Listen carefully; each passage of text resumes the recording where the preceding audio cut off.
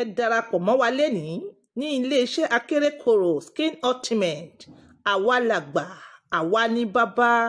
àǹfààní ńlá wà ń bẹ. Ẹ̀yin tèmi ṣàlàáfíà lẹ wà gẹ́gẹ́ bí èmi ọ̀pọ̀n by two ṣe wà lénìí alhamdulillahi rabbil alamin. Yes, níjọ́wọ́ mo ti ṣe program kan pé ẹ ní láti máa ṣèṣekúṣe káàkiri. Tẹ́ bá ti rí ọkùnrin ẹ ti lè determine size ẹ̀ fún ẹ̀yin tẹ́ sọ wípé ẹ fẹ́ kọ́kùnrin tóbi jù àbí ẹ fẹ́ kọ́kùnrin kéré jù kó mọ́ wá dàbí àwọn kan tó márì ìjọ́ kejì tí wọ́n gbéra wọn lọ sí court wọ́n ní rárá wọn ò lè ṣe o kíní ìtóbi jù like embarrassment ni fún family méjèèjì so yẹ yín embarrassment ni family méjèèjì. Ẹ jẹ́ ká ṣe báyìí torí topic wa lè ní ó lẹ́gò ká tó mọ continue ẹ̀yin tèmi akérèkọ́rò skin ultimate fún ẹ̀yin obìnrin tẹ́ mọ́ sọ pé ẹ̀paná ẹ̀yin ọkùnrin náà ẹ̀paná torí pé kọ̀rọ̀kọ̀rọ̀ rashes ó wà lábẹ́ ọyàn ó wà níbi tán ó wà níbi okó like ojú máa sábà tì yín maybe nítorí syphilis tó ti ṣe tẹ́lẹ̀ àbí gonorrhea àbí kind rashes kan ẹ wà comfortable láti bọ́ra níwájú ìyàwó yín ẹ mọ̀ ní kí wọ́n paná ẹ ń waste time akérèkọ́rò skin ultimate so tẹ́ bá ti rí ẹ ti mọ̀ pé yes on point sọ báyìí ojú tó clear kúrọ́kúrọ́ làpálàpá ifo jomijomi name it any skin blemishes ó ṣe ògùn ẹ̀ so a dẹ̀ ń wá like distributors all over Nigeria àti Ghana ẹ jáde wá ẹ wá darapọ̀ mọ́ iléeṣẹ́ akérèkọ́rò kẹ́yìn náà di big woman big man yes kò kí ń pọ̀ jù so that ẹ lè bring it closer so àwọn obìnrin wọ̀nyí àtàwọn ọkùnrin wọ̀nyí tí wọ́n nídìí ẹ̀ yẹ ẹ jẹ́ ká mọ bẹ́rẹ̀ àléfà wa lọ àwọn èèyàn kan wá ní on point by two ọkùnrin nìkan ló sọ tóbìnrin kọ́ mo ní ẹ mọ̀ wọ́ọ̀rì tóbìnrin náà ń bọ̀ bẹ́ẹ̀ iṣẹ́ gorí iṣẹ́ bẹ́ẹ̀ àráyè ṣe èní ni la fẹ́ ṣe ti obìnrin it may not be like 100% it may not be verified science may not carry it but experience àwọn èèyàn la fi ń sọ̀rọ̀ èmi dókítà kàtìyàwó ni mò ń bá wí o àwọn propose pé a ti fẹ́ marry ẹ̀ẹ́dẹ̀ fẹ́ wrong person ìwọ ní ọlọ́run jogún kan ńlá fún ẹ bẹ́ẹ̀ nítorí pé o mọ̀ ń pẹ̀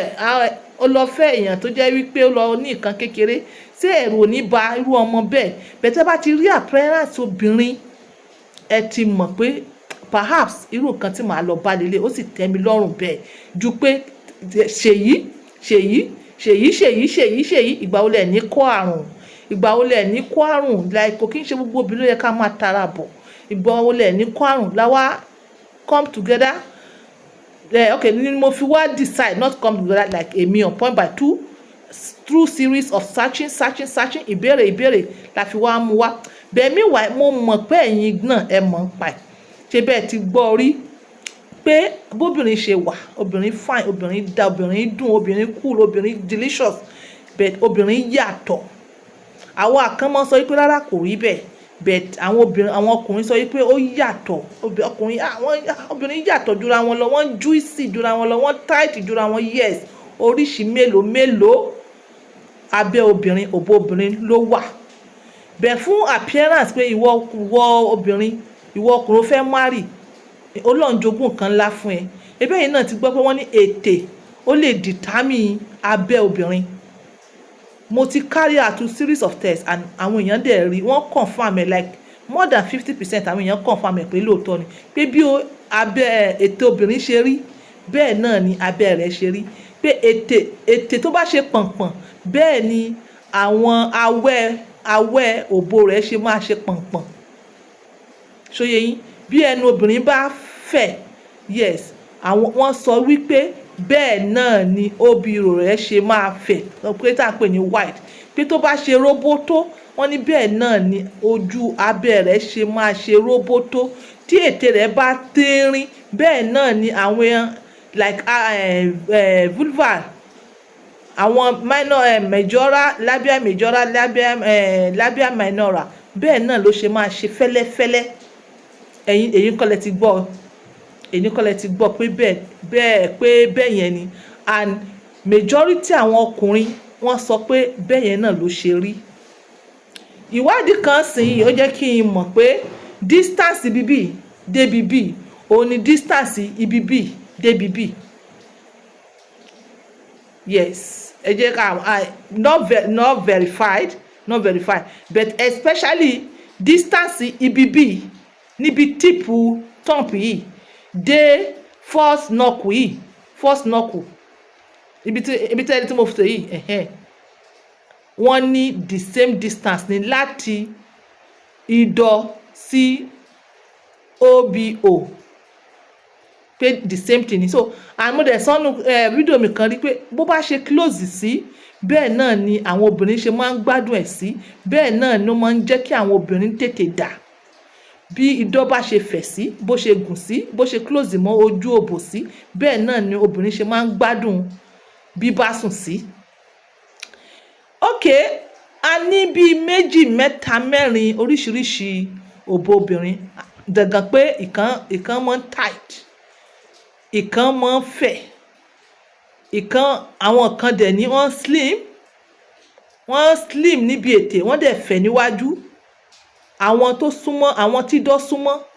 ojú òbíwò wọn, àwọn tí ìdọ̀ jìnnà sí òbíwò wọn, oríṣiríṣi obìnrin ló wà. Ṣóyé yín? Ok, ká wá sọ pé láti bí appearance obìnrin bá ga tó ní omi lára, ẹ ti mọ̀ pé abẹ́ rẹ̀ ó máa jìn wọnú, irú obìnrin yẹn dẹ̀ máa juicy. Obìnrin ga ó slim, ẹ mọ̀ pé ibẹ̀ yẹn máa jìn wọnú, but kò ní mọ̀ sábà máa juicy, ó máa sábà máa dry. Obìnrin bá slim ó máa sábà máa dry. Obìnrin bá short, ẹ̀yin náà mọ̀ pé inú abẹ́ rẹ̀ ó máa short. Obìnrin bá dẹ̀ slim,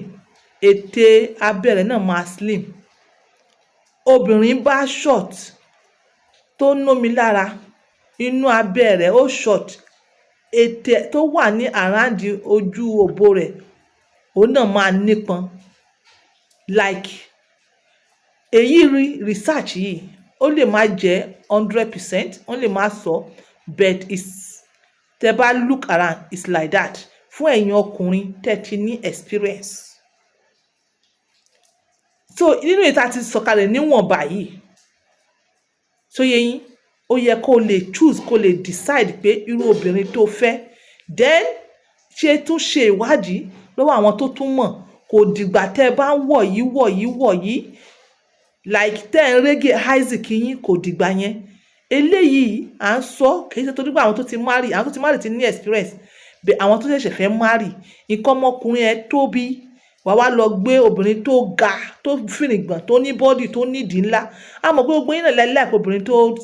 tó nídìí ńlá, tó nọ́mú ńlá, bẹ́ẹ̀ ṣé capacity nǹkan ọmọkùnrin ẹ ṣó gbèrú obìnrin náà? Capacity nǹkan ọmọkùnrin ó gbèrú obìnrin náà. Ìwọ ní kíní rẹ ó ṣe jàìn,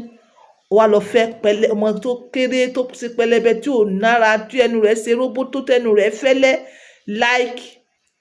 tó bá rí ẹ ó máa sá. This may not be like 100%, but just bringing you closer. Ká tó lọ, ẹ̀yin ọkùnrin alálùbáríkà tẹ́ ti fẹ́yàwó tí ẹ ṣe dáadáa, ẹ tẹ̀ sí on point by 2 fún product on point by 2 tó máa ṣe yín láǹfààní. Mi ò ṣe dáadáa ní ọkàn mi ò sí bẹ́ẹ̀ ní ọkàn mi ti gbẹ fún ìyàwó mi ní ọmọ rẹ̀ mi ní money glory ti sá lọ, jẹ̀díjẹ̀dí ṣe mí, infection ṣe mí, hypertension, diabetes, prostate level. Ẹ pè on point by 2, máa kọ nọ́mbà mi WhatsApp ni o.